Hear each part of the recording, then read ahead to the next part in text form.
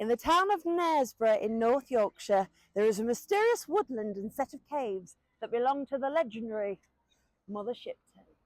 As you make your way through the woodland, down the footpath by the river, you get to the cave where the legend of Mother Shipton begins.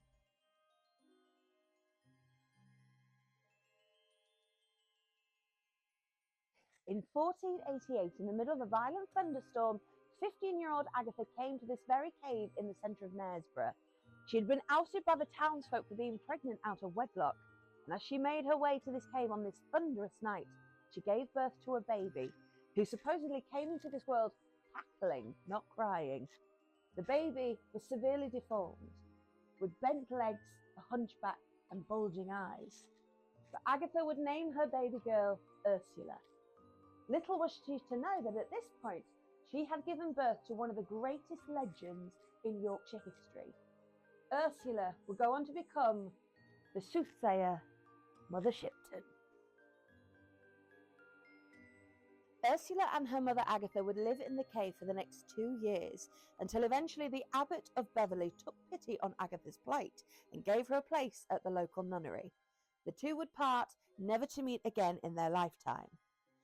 2-year-old Ursula was then placed in the care of a foster family, but after some time it is said that she ran away, came back to these very woods, and began to study the art of herbs. Due to her knowledge of herbs and plants, people did seek her out to make potions and poultices to make them feel better. But despite this, she was still regarded as an outcast due to her physical deformities.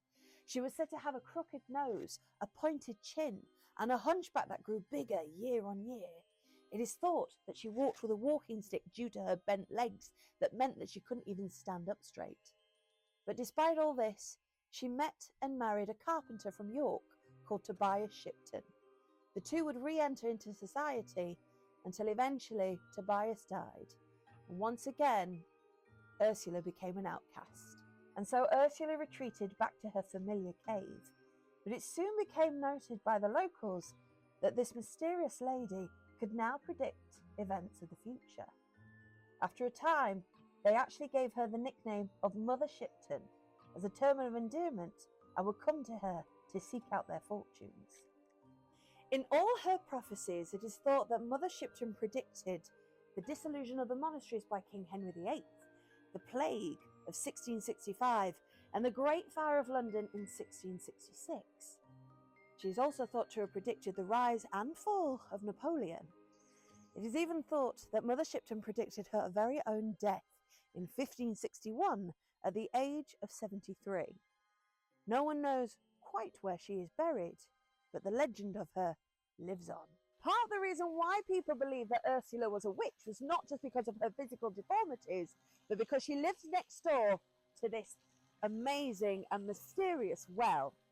Once known as the Dripping Well, it is said that it would turn objects into stone, which is why many people decided they would leave items here and come back sometimes later to see them mineralized by the water that drips on top of them. It's now known as the Petrifying Well, and people believe that if they came too close to the water, they too would turn into stone. And this is all part and parcel of the local folklore and mythology of the character of Mother Shipton of Knaresborough.